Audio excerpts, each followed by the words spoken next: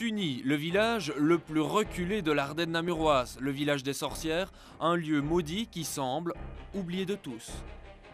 On n'a rien ici au village. On ne se retourne pas beaucoup pour Sunny. Il n'y a pas de semois ici, hein. Alors ça ne marche pas fort. Dernier mauvais coup du sort en date, le boulanger d'un village voisin a arrêté sa tournée depuis 2 ans. Le pain à domicile n'est plus rentable du tout.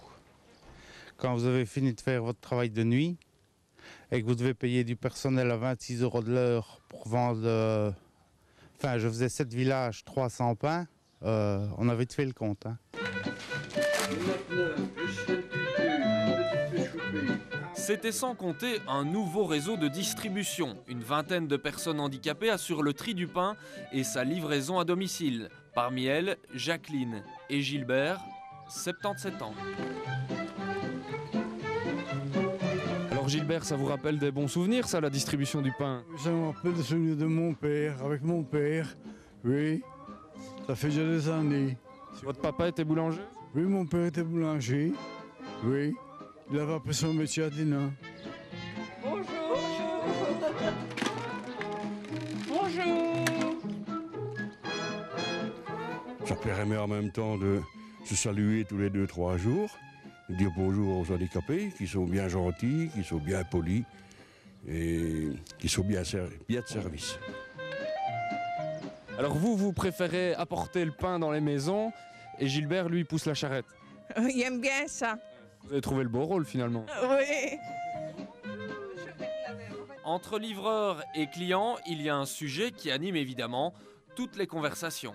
Ils ne sont pas indifférents et ils se mettent un petit peu dans l'ambiance aussi avec les gens pour parler un petit peu de la pluie, du beau temps. Mais ils parlent de la pluie et du beau temps. On discute du beau temps. S'il fait beau ou s'il fait mauvais, nous le disons aussi. Il paraît que vous êtes une farceuse. Non, je suis pas une femme. Non, c'est Michel. Michel, un des sportifs de la bande, mais aussi l'amuseur de service. Vous racontez aussi des blagues de temps en temps. Ah oui, et pas la petite. Hein. Et ça, vous aimez bien de raconter des blagues? Ah oui, et pas un petit peu. Hein. Il faut rire que pleurer. Hein. Merci, Michel. Le boulanger passe le pain. Ah, mais c'est bien. Il faut ça consciencieusement. Hein. Jamais de retard? Non, plutôt un peu en avance. Oui, parce que parfois je ne suis pas levée, alors ils viennent sonner pour me faire lever. Les clients sont bien contents. Ils sont contents d'avoir leur pain. Ils sont heureux. Je m'entends bien avec eux. Bref, un bel exemple d'intégration qui fait l'unanimité au village des sorcières.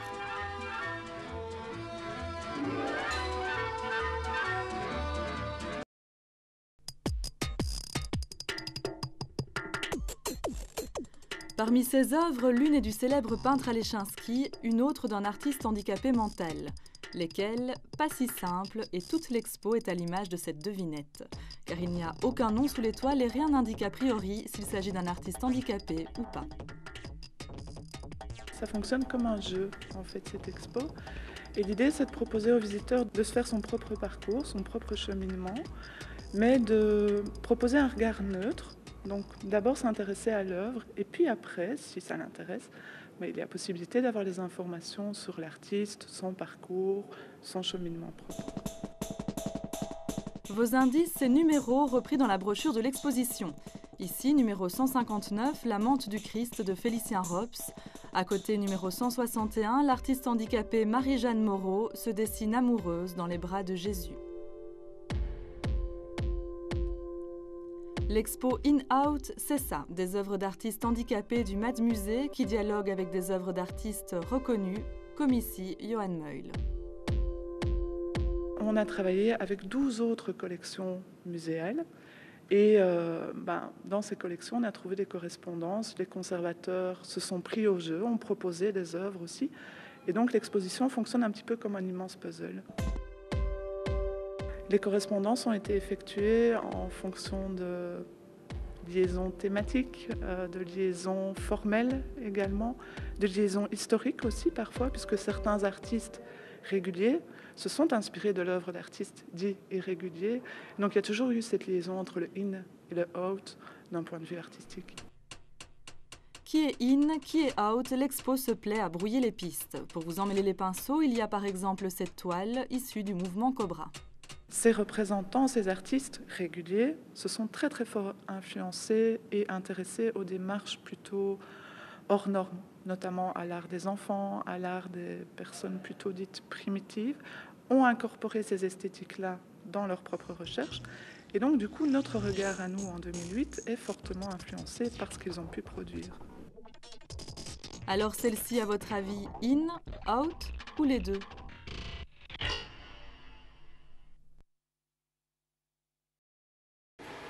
Enrico fait partie de ces gens qui ont le cœur sur la main. Sauf que ses mains, il n'a jamais trop aimé les poser sur le corps des femmes qu'il transportait bénévolement à l'hôpital. Une question de pudeur, de respect. À ce moment-là, je me suis dit non, ça ne peut pas continuer comme ça de ma part. C'était parce que je suis mal à l'aise, je suis stressé. Alors ces mains, c'est dans son atelier qu'il les a fait travailler pour ne plus avoir à les utiliser justement lors des prochains embarquements. L'idée, une planche coulissante pour permettre à la personne transportée de littéralement glisser de sa chaise à la voiture. Prototype en plastique puis aluminium, la planche à transfert était née. C'est le système idéal. Bon, bien entendu, c'est fait maison. Ce n'est pas quelque chose qui a été vraiment fait à l'usine. C'est encore meilleur, c'est plus solide. À la rigueur, oui, comme on dit, oui. Alors désormais fini la planche en bois, plus besoin de poser un doigt sur Yvonne. Suffit d'une corde fixée au volant et de la fameuse planche pour embarquer. Comparez-nous les deux systèmes, hein. Qu'est-ce qu'ils ont de différent l'un et l'autre? J'ai l'habitude du premier et le second est quand même plus agréable parce que je vais peut-être dire c'est pas plus rapide mais ça glisse mieux. Et puis vous pouvez le faire seul. Oui, je sais le faire seul aussi. Hein. C'est important de pouvoir le faire seul aussi? Sûrement, hein, parce qu'on aime bien son indépendance, son autonomie. Et plus encore qu'on ne l'imagine. Alors c'est toujours le même principe, Enrico, le même principe que pour monter dans la voiture? Oui, que tantôt, oui. C'est le même principe que tantôt. Dans le sens inverse, attendez, on va mettre la corde. Besoin de la corde pour sortir? Ça ira pour vous, même sans la corde? Oh, ben alors là, c'est magnifique. Voilà, on a inventé autre chose. Même plus besoin de la corde alors? On n'a plus besoin de la corde. Donc c'est que la planche est vraiment efficace? Apparemment, oui. Je viens de la prendre. Cette planche n'est évidemment pas disponible dans le commerce, mais Enrico y pense, même si la paperasserie et les brevets ont tendance à freiner cet homme qui a toujours été là pour faire avancer les autres. Et voilà.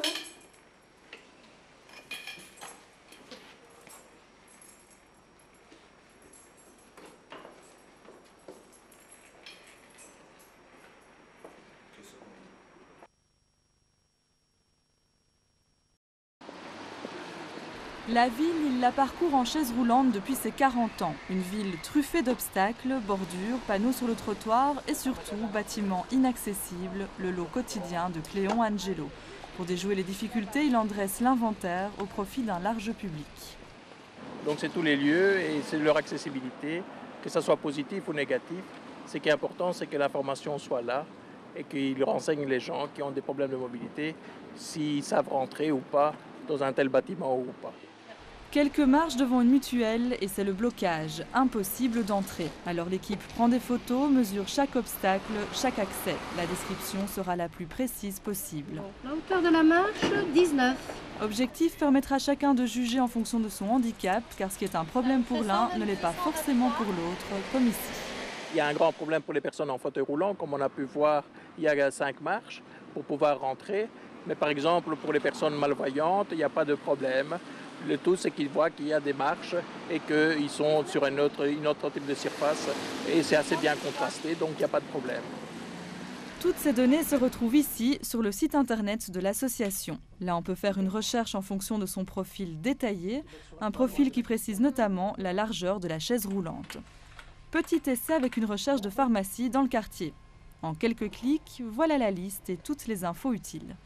Il n'y a pas que les personnes en fauteuil roulant, il y a aussi les malvoyants, les aveugles, les personnes âgées, les mamans avec une poussette, les personnes qui sont corpulentes. On est tous différents, on a tous besoin de l'accessibilité et ça profite à tout le monde.